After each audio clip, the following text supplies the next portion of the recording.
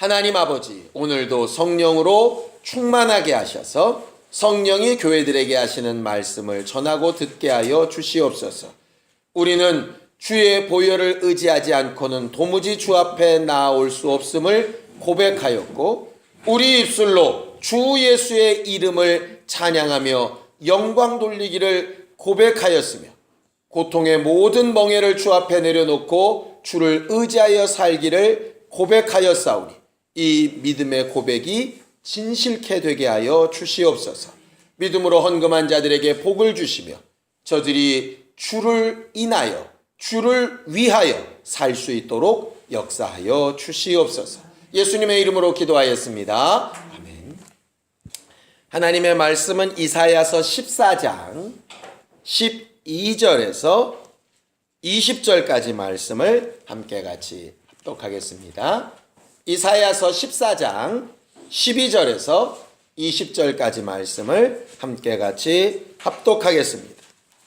함께 읽습니다. 시작. 너 아침의 아들 계명성이여, 어찌 그리 하늘에서 떨어졌으며 너 열국을 덮은 자여, 어찌 그리 땅에 찍혔는고. 내가 내 마음에 이르기를 내가 하늘에 올라 하나님의 뭇별 위에 나의 보좌를 높이리라. 내가 북극 지폐의 산 위에 좌정하리라. 가장 높은 구름에 올라 지극히 높은 자와 비기리라 하도다. 그러나 이제 내가 음부 곧 구덩이의 맨 밑에 빠치우리로다. 너를 보는 자가 주목하여 너를 자세히 살펴보며 말하기를 이 사람이 땅을 진동시키며 열국을 경동시키며 세계를 황무케 하며 성읍을 파괴하며 사로잡힌 자를 그 집으로 놓아보내지 않던 자가 아니뇨 하리로다. 열방의 왕들은 모두 각각 자기 집에서 영광 중에 작언만은 오직 너는 자기 무덤에서 내어 쫓겼으니 가증한 나뭇가지 같고 칼에 찔려 돌구덩이에 빠진 죽음에 둘러싸였으니 밟힌 시체와 같도다. 내가 자기 땅을 망케 하였고 자기 백성을 죽였으므로 그들과 일반으로 안장함을 얻지 못하나니 악을 행하는 자의 후손은 영영이 이름이 나지 못하리로다 할지니라. 우리 하나님은 기뻐하시는 것과 싫어하시는 것이 분명하신 하나님이십니다. 우리는 지난 주일에 하나님이 기뻐하시는 것 배웠죠? 뭡니까? 하나님이 기뻐하시는 것. 믿음이 없이는 기쁘시게 못하나니. 하나님이 기뻐하시는 것은 콕 집어서 나는 믿음을 기뻐한다 그렇게 말씀하셨어요. 그러면서 그 믿음에 대해 여러 가지를 설명해 나가시지요. 믿음은 주의 음성을 듣는 거겠습니까? 안 듣는 거겠습니까? 믿음은 들음에서 나는 거니까 당연히 듣는 것이겠지요. 그렇죠? 믿음은 그 듣고 나서 순종하는 거겠습니까? 안 순종하는 거겠습니까? 순종하는 거겠죠. 왜냐하면 순종이 제사보다 낫고 하나님의 말씀을 듣는 것이 수양의 기름보다 낫다고 하셨으니까 말씀을 듣는다는 것 자체가 이미 순종을 염두에 두고 있는 것이죠. 믿음, 들음, 순종, 이건 그냥 한 패키지입니다. 하나님께서 가장 기뻐하시는 것이 바로 이것이에요. 그러니 하나님을 기쁘시게 하는 사람이 되려면 세 가지 잘하면 됩니다. 말씀 잘 듣고, 그 말씀 잘 믿고, 믿은 대로 잘 순종하면 되는 문제예요. 문제는 이걸 잘 못한다는 거죠. 이렇게 단순한 세 가지를 잘 못한다는 거예요. 들을 때 듣고 싶은 대로 듣거나 듣기 싫은 말씀은 좀 접거나 이렇게 하죠. 믿어야 되는데 믿어지는 부분만큼만 믿고 잘 안 믿어지는 부분은 의심하거나 이렇게 되죠. 순종은 더합니다. 해야 되는데 해야 되는데는 되는데 그 다음이 잘 안 되죠, 이게. 그래서 항상 우리는 어디로 돌아가느냐? 지난 수요일 날 말씀드렸던 것처럼 회개로 돌아가죠. 그래서 우리가 회개를 절대 절대로 놓치지 말아야 되는 것은 뭐냐면 잘 듣고 잘 믿고 잘 순종해야 되는데 이게 항상 어그러지다 보니까 잘 듣지 못한 것 회개하고 잘 믿지 못한 것 회개하고 해야 되는 데만 하다가 못한 것 회개하고 그래서 또 다시 주의 음성을 듣기를 사모하고 하는 것이 하나님을 기쁘시게 하는 것입니다. 그것이 100점짜리로 완성되면 참 기뻐하시는 일이겠지만 혹 100점짜리는 아니더라도 그렇게 하려고 하는 일에 하나님은 기뻐하십니다. 왜? 긍휼하시니까요. 긍휼은 태에서 자기 자식을 낳아놓고 바라보는 것과 같은 마음이라 하셨으니까 노력하는 것만 봐도 정말 기쁘고 대견하게 느껴지는 것이 하나님의 마음 맞지요. 그럼 반대로 좋아하시는 것은 잘 듣고 잘 믿고 잘 순종하는 거라면 싫어하시는 건 뭘까요? 싫어하시는 거. 거꾸로 하면 되겠죠. 잘 안 듣고 잘 안 믿고 순종 안 하고 그런데 그걸 다른 말로 하면 이렇게 됩니다. 자, 잠언서 6장 16절에서 19절까지입니다. 잠언서 6장 16절에서 19절까지입니다. 함께 읽겠습니다. 잠언서 6장 16절에서 19절까지입니다. 함께 읽습니다. 시작. 여호와의 미워하시는 것 곧 그 마음에 싫어하시는 것이 6, 7가지니 곧 교만한 눈과 거짓된 혀와 무죄한 자의 피를 흘리는 손과 악한 계교를 꾀하는 마음과 빨리 악으로 달려가려는 발과 거짓을 말하는 망령된 증인과 및 형제 사이를 이간하는 자라 그렇게 되어져 있죠. 하나하나 따져봐도 싫어하실만 하지요. 이게 믿음의 정반대 방향입니다. 그런데 거기 하나님께서 싫어하시는 것 가운데 1번으로 나온 게 뭡니까? 교만한 눈이라 그랬습니다. 교만한 눈. 누가복음을 계속 수요 예배 때 하고 있는데 들으신 분 혹시 기억나시려나요? 눈은 뭐의 등불이라? 자기 영혼의 등불이라고 이렇게 되어져 있어요. 그래서 눈이 어두우면 온몸이 어둡다.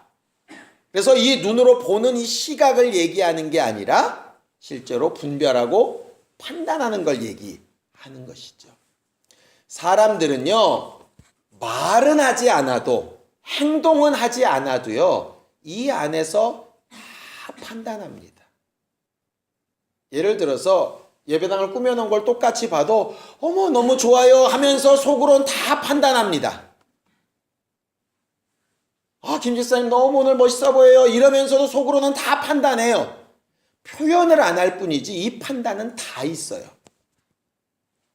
그런데 하나님께서 제일 싫어하는 것 첫 번째가 뭐냐 하면 교만한 판단이라 그 말이에요.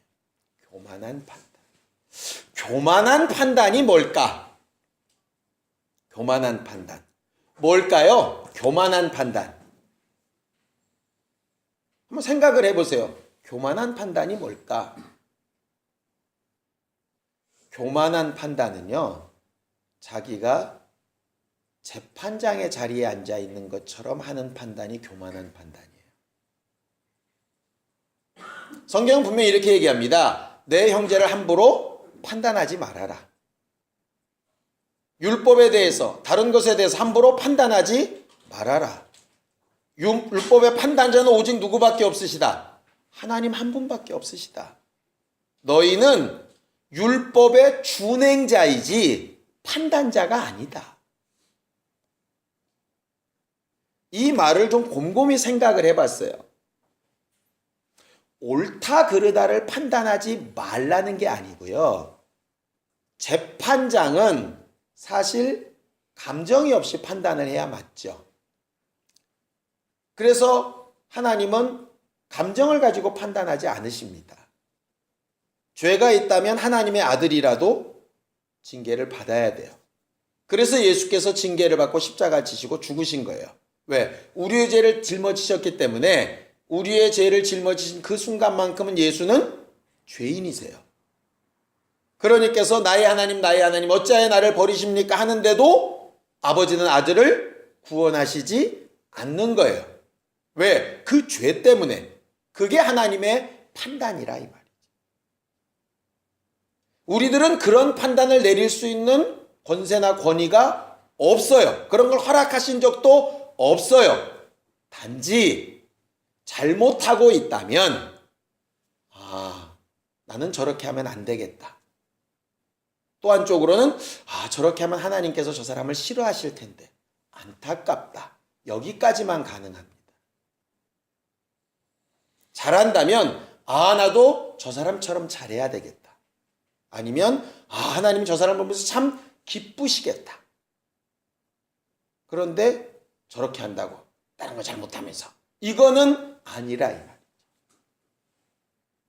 옳고 그름의 판단은 필요하지만 재판은 우리에게 맡기신 적이 없습니다.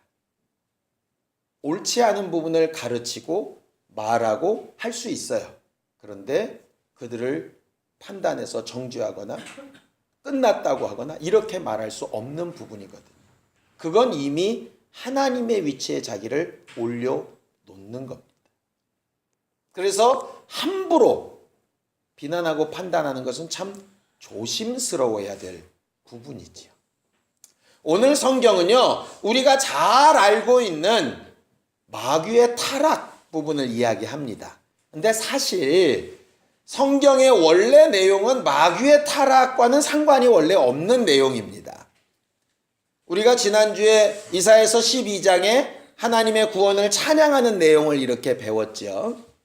그리고 나서 13장부터 23장까지는 매 장마다 대상을 바꿔가면서 하나님이 저주하시고 심판하실 것에 대해서 얘기합니다. 바벨론에 대해서, 모압에 대해서, 사마리아에 대해서 이렇게 하나님께서 각 민족마다, 각 지역마다 판단하신 내용들을 아주 조목조목 말하고 있습니다. 이사야서 이렇게 읽다 보면은요, 하나님이 꼭 믿는 자에게만 관여하시는 게 아니라는 걸 너무 정확하게 알 수 있어요. 사실은 바벨론이 이스라엘을 진멸하고 이렇게 하는 것은 하나님의 계획 가운데, 예언 가운데 있는 일입니다. 그럼에도 불구하고 오늘 13장, 14장에 나와 있는 것은 그런 바벨론이 하나님으로부터 대단히 큰 저주를 받는 이야기를 하고 있어요. 마치 우리가 전에 봤던 도액과 같은 일입니다.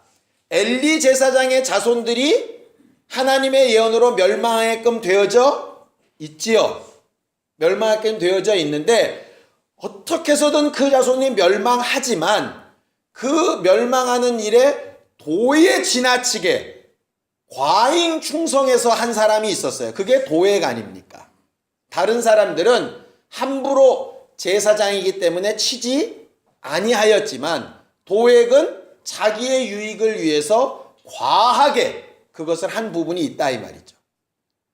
그것을 엘리 제사장의 집안을 잘 쳤으니 너는 잘했다 이렇게 말씀하시지 않는다 이 말이에요. 예를 들어 바벨론이 이스라엘을 진멸하고 한 것은 하나님의 뜻과 예언대로 된 것이니 바벨론은 죄 없다 하지 아니하신다 이 말이에요. 진멸할 수도 있고 멸망할 수도 있는데 바벨론은 도에 지나치게 했어요. 거기에 대해서 막 심판하시는 겁니다. 그러니까 하나님의 뜻대로 하기는 하지만 그 하는 것이 도가 지나치게 과잉 충성해서 자기 유익을 위하여 하는 것에 대해서 반드시 심판하시는 것에 대하여 이야기한다 이 말이죠. 예를 들어서 이럴 수 있겠죠. 어떤 집사님이 죄를 깨닫지 못하는데 나를 통해서 집사님에게 죄를 깨닫는 것을 말할 수 있을 겁니다. 집사님 그렇게 하면 안 돼. 그거 틀린 것 같아. 이렇게 말할 수 있겠죠. 당연히 사랑하는 마음으로 해줘야 됩니다. 그러면서 그의 마음을 위로도 해야 되고 그가 그렇게 질책을 받게 된 이유는 잘되게 바뀌라는 거니까 그 방향까지도 함께 기도해주고 해야 됩니다. 그런데 하나님께서 내게 저를 이렇게 깨닫게 하기 위해서 나를 쓰셨다고 하는 미명 아래 마음을 상하게 하고 상처받게 하고 낙심하게 하고 저주받을 것처럼 함부로 말을 했다면, 더 쉽게 얘기하죠. 세워진 목사가 어쩔 때는 집사님들 그렇게 살면 안 됩니다, 이렇게 말할 필요가 있고 그렇게 말해야 된다고 말씀을 받았다 하더라도, 그랬다 하더라도 그걸 신나서 얘기하는 것은 맞지 않는 일이라. 안타까워서 얘기해야죠. 예레미야는 이스라엘의 멸망에 대해서 분명히 얘기합니다. 그러면서 울면서 얘기합니다.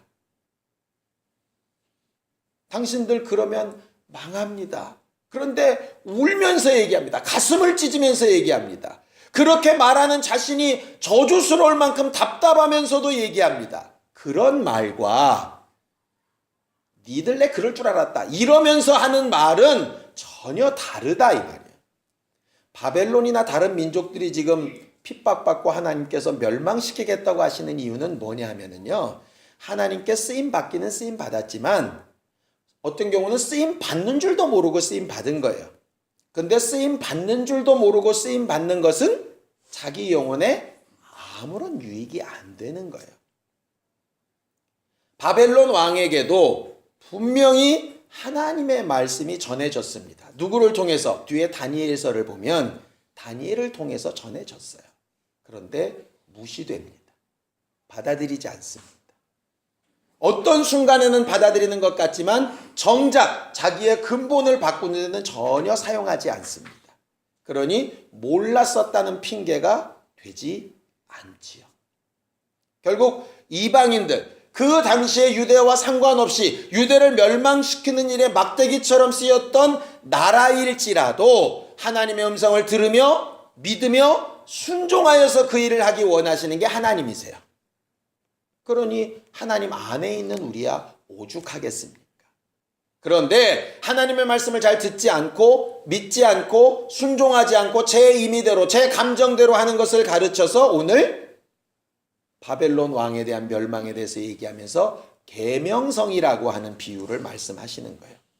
여기 너 아침의 아들 계명성이여 이렇게 되어져 있습니다. 이게 아침의 아들이라고 하는 것도 이름이고 계명성이라고 하는 것도 이름입니다.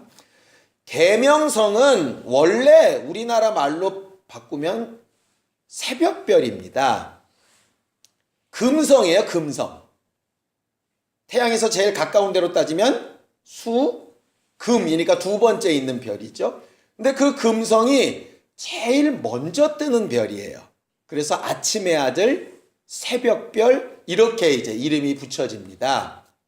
왜 계명성이란 말을 쓰느냐 하면은요, 계명성은 해가 뜨기 전에 제일 밝게 빛났다가 해가 뜨는 순간에 보일까요? 안 보일까요? 안 보여야 되는 거예요. 그래서 킹 제임스 버전에는 이 계명성을 루시퍼라고 번역을 했습니다. 근데 이 루시퍼라는 말이 원래 사단이나 마귀라는 뜻은 아니에요. 원래 루시라고 하는 말이 빛이라는 뜻이거든요. 그래서 루시퍼의 원란 말은 빛을 전달하는 자 이런 뜻이에요. 그래서 횃불 든 자란 말이에요. 횃불 든 자. 여러분들 옛날에 우리나라 조선시대 때 이렇게 보면 그러니까 도련님이나 양반이 행차하시면 종이 뭐 들고 가죠? 앞에 이렇게 초롱불 들고 앞에 가죠? 그게 루시퍼예요. 그러니까 이렇게 끌고 갔어요. 그러니까 문 앞에 가서 이리 오너라 했어요. 근데 문이 열렸어요. 그 다음에는 들어간 다음에 얘는 가고 거기 안에 횃불이 있으니까 주인이 들어가야지. 지가 들어가면 안 되잖아요. 이 루시퍼 같은 역할이 예루살렘 성에 들어가실 때 어린 나귀와 같은 역할입니다. 예수를 태우고 갔다가 예수께서 성전에 들어가시면 나귀는 사라져야 돼요. 그런데 이 루시퍼가 횃불 든 자가 언제부터인가 앞서가다 보니까 자기가 주인이 돼버리는 거죠. 그걸 가르쳐서 교만이라 이렇게 얘기하는 거예요. 그래서 마귀가 타락한 이유를 성경은 뭐라고 분명하게 얘기하느냐? 교만해서 그랬다 이렇게 되어 있습니다. 그래서 바벨론 왕에게도 어떤 비유를 얘기하시느냐면 정말 북극 지폐 위에 내가 산을 높이리라. 왜냐하면 바벨론 왕 자체가 나는 신이다 이렇게 얘기를 했거든요. 바로와 똑같아요. 이상하게 세상 임금들은 조금 권위가 좀 높아지고 힘이 세지면 다들 자기가 신이래. 근본이 다르대. 니들하고는 다른 종족이래. 아예. 그래 가면서 자기도 신이고 자기 아들도 신이고 이렇게 가요. 그걸 가르쳐서 하나님이 가장 먼저 잘못되었다고 말씀하시는 거거든요. 하나님이 말씀하시는 교만은 간단합니다. 하나님 없이도 살 수 있다고 생각하는 게 교만이에요. 하나님의 말씀을 기억하지 못하는 게 교만이에요. 그래서 아담과 하와가 선악과를 따먹는 것도 교만해서입니다. 그럼 좀 헷갈릴 거예요. 아담과 하와가 뭘 교만했어? 아담과 하와는 그냥 뱀한테 속았지? 근데 아담과 하와의 교만은 뭐냐면 뱀의 말을 듣는 순간에 주인의 음성이 기억이 나야 되는데 주인의 음성이 기억이 안 나는 거예요. 그게 교만이에요. 우리는 교만은 꼭 뭐를 좀 떨어야 교만 같은데 안 떨어도 교만인 거예요. 주의 음성이 생각이 안 나면 교만한 거예요. 주인에게 물어야 되겠다고 생각이 안 나면 교만한 거예요. 이것을 주인은 어떻게 생각하실까? 이걸 생각하지 않으면 이미 교만한 거예요. 근데 우리는 그렇게 잘 생각을 안 하거든요. 그래서 우리가 회개해야 될 최고는 뭐냐 하면은요. 결정적인 순간에 주의 말씀이 생각이 안 났던 거. 죄를 짓는 순간에 하나님의 눈빛이 기억나야 되는데 기억이 안 났던 거. 짓고 나서도 하나님의 분노가 안 느껴졌던 거. 이게 가장 큰 교만이에요. 기도하는 이유가 뭔지 아십니까? 교만하지 않으려고 기도하는 거예요. 왜냐? 교만한 사람은 절대로 기도 안 하거든요. 우리가요, 기도 절대 안 해야지 이렇게 안 하는 사람 아닙니다. 그죠? 일이 딱 벌어졌는데 큰일 났다. 그런데 그 다음에 바로 따라 나와야 될 생각이 하나님은 어떠실까? 이렇게 가지 않고 이걸 어떻게 해야 되지? 우왕좌왕합니다. 이래서 기도를 못하는 거지. 기도해야 되겠다 생각이 나는데 아니야 기도는 필요 없어. 이런 사람들이 아니라고. 우리가 기도할 생각이 났다면 기도를 했을 거예요. 기도해야 된다는 말씀이 생각났으면 기도했을 거라고. 그런데 생각이 안 난 거죠. 내 생각이 먼저 되고 내 판단이 먼저 된 거죠. 여러분들이 문제가 아니고요. 제가 가장 큰 문제예요. 잘 안 되더라고 이게. 왜냐하면 뭘 물어보시고 뭘 이야기하시면 내가 자꾸 뭘 결정 내려줘야 된다는 강박관념이 있어가지고요. 기도해야지가 생각이 나는 게 아니라 저들이 내게 물었으니 내가 뭔가 답을 해야지. 여기가 먼저 급해요. 그래놓고 뭐라고 해놓고 나서 아차 기도 안 했다. 이런 것들이 뭐 부지기수로 따라옵니다. 이미 나도 모르는 사이에 내가 목사다. 주보에는 섬기느니 이렇게 썼지만 나도 모르는 사이에 담임자다. 이런 교만이 있는 거예요, 그냥. 근데 이게 어쩔 수 없이 생겨요. 사람들이. 그러니까 어떻게 해야 될까요? 억지로라도 기도해야죠. 예수는 이 말씀을 이렇게 바꾸셨습니다. 마음은 원인데 육신이 약해요. 육신이 약하니까 기도할 힘이 없다는 얘기가 아니라 결정적인 순간에 생각이 잘 안 나고 생각이 났는데도 그것을 따라갈 만한 의지가 잘 안 생기고 따라가야 되겠다 하는데도 몸이 피곤해서 주저앉고 이래요. 그러니까 어떡하라고? 깨어서 기도하라고. 아이러니컬하지 않습니까? 육신이 약한데 육신이 약하니까 내가 해줄게 이러실 것 같은데 육신이 약하니까 깨어서 기도는 해야 되는 거예요. 결국 기도는 최소 조건인 거예요. 최소 조건. 근데 사람들은 마음은 원인데 육신이 약하도다로 끝나요. 로마서에는 이 세상에 어떤 권력도 어떤 사람도 어떤 누구도 그리스도 예수의 사랑에서 우리를 끊을 수 있다 없다? 없다 했어요. 근데 유일하게 그리스도 예수의 사랑에서 끊을 수 있는 게 뭔지 압니까? 교만이에요. 교만하면 예수의 사랑도 끊어져 버려요. 예수께서 끊으신 게 아니라 내가 끊어낸 거니까. 기도는 그 교만을 이겨보기 위한 몸부림이에요, 실상. 그러니까 기도는 해야 되는 거예요. 기도는 저절로 되는 게 아니라 기도는 해야 되는 거예요. 우리가 잘 배웠죠? 하나님의 아들이신 예수도 기도하기를 멈추지 않으세요. 보좌 우편에 앉으신 인자로서도 기도하기를 멈추지 않으세요. 우리와 와 계신 정말 존중받고 그렇게 섬김받아야 되는 성령도 유일하게 하시는 일이 뭐냐면 간구하시는 일이에요. 오직 아버지만 기도하지 아니하신다. 우린 그렇게 잘 배웠죠? 그런데 내가 기도하지 않아도 된다라고 생각을 한다면, 그렇게 안 하겠지만 기도 안 해도 전혀 안 불편하다면 그건 이미 나는 이 바벨론 왕처럼 계명성처럼 하나님의 위치에 나 스스로를 올려놓은 사람과 같아요. 교만을 떨지는 않았는데 절로 교만이 막 드러난 거죠. 하나님께서 그를 반드시 맨 밑바닥까지 내려놓겠다고 약속하셨어요. 그리고 그를 우러러보고 두려워했던 많은 사람들에게 손가락질 받게 하겠다고까지 얘기하셨어요. 좀처럼 하나님은 이런 식의 표현을 잘 안 하십니다. 그런데 교만한 일에 대해서만큼은 아주 적극적으로 말씀하시는 거예요. 너무나도 적극적으로.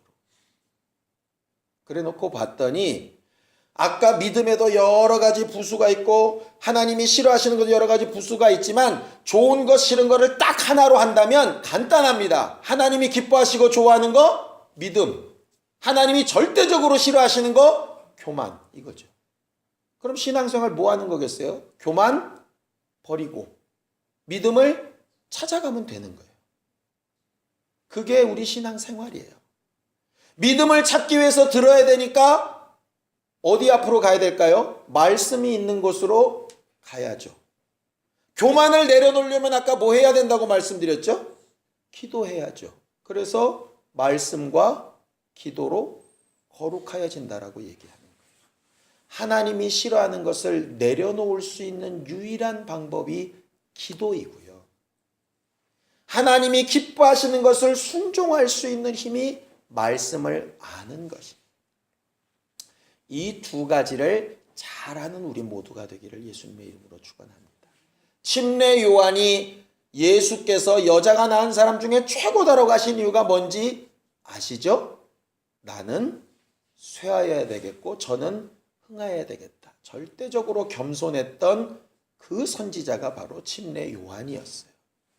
히스기야와 같이 하나님께서 생명을 연장시키시고 엄청난 왕권을 강화시켜준 그 임금이 한순간에 망해버리고 맙니다. 왜? 하나님께서 정확하게 명시하셨어요. 히스기야가 교만하여 내가 베푼 은혜를 기억하고 말하지 아니함으로 이러셨어요.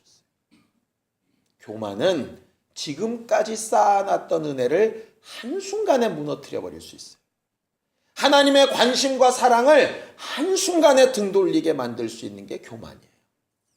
그 무서운 교만을 이길 수 있는 유일한 길이 기도입니다. 오늘 저녁에 그래서 기도하러 나온 거예요. 우리의 문제도 해결받아야 되고 하나님 앞으로 해야 될 일의 능력도 받아야 됩니다. 그 모든 일에 가장 중요한 것은 내 교만한 부분을 해결하는 거예요. 성경을 한 절만 읽고 같이 기도하겠습니다. 호세아서 7장 10절입니다. 호세아서 7장 10절입니다. 함께 읽습니다. 호세아서 7장 10절입니다. 함께 읽습니다. 시작. 이스라엘의 교만은 그 얼굴에 증거가 되나니 저희가 이 모든 일을 당하여도 그 하나님 여호와께로 돌아오지 아니하며 구하지 아니하도다 그랬어요. 호세아는 음탕한 여인을 데려다가 그 음탕한 여인이 또 도망가니까 값을 치러주고 또 다시 데려다가 그렇게 사랑하는 하나님의 사랑과 긍휼에 대해서 얘기하는데 그런 긍휼과 사랑으로도 구원 못하는 이유가 뭐냐 하면 교만 때문이다. 교만은 하나님을 찾지도 않고 그에게 구하지도 않는다. 뒤집어서 얘기하면 하나님을 찾고 구하여 기도하는 사람은 적어도 그 무서운 교만만큼은 벗어나려고 하는 사람이라. 우리가 이 저녁에 기도할 때 스스로 살고 스스로 옳다 하는 바에서 이기고 벗어날 수 있는 교만을 이기는 신령한 사람들이 될 수 있도록 그렇게 함께 기도할 수 있었으면 좋겠습니다. 함께 같이 기도하겠습니다. 하나님 아버지, 우리는 일평생 믿음으로 하나님을 기쁘시게 하며 교만하지 아니하여 하나님 앞에 나아가는 길에 걸림돌이 없는 사람들이 되어지기를 원합니다. 하나님 없는 사람처럼 살지 않게 하여 주시옵소서. 시시때때로 주의 음성이 생각나고 주의 말씀이 생각나고 하나님의 마음과 생각이 깨달아지고 이를 위하여 묻고 기도하며 간구하는 일을 쉬지 않는 믿음의 사람이 되어지길 원하오니 역사하여 주시옵소서. 하나님, 마음은 원이지만 육신이 약하니 깨어 기도는 해야 된다고 하신 주의 음성이 기억되게 하여 주셔서 때때마다 입술을 벌리고 마음과 생각을 옮겨 기도하기를 힘쓰는 저와 성도들이 다 되도록 역사하여 주시옵소서. 이제는 우리 주 예수 그리스도의 은혜와 하나님 아버지의 극진하신 사랑과 성령님의 감동하시고 역사하시는 분명한 증거가 교만하지 않기를 결심하는 우리 모두 위에 이제로부터 영원까지 함께 있을지어다. 아멘.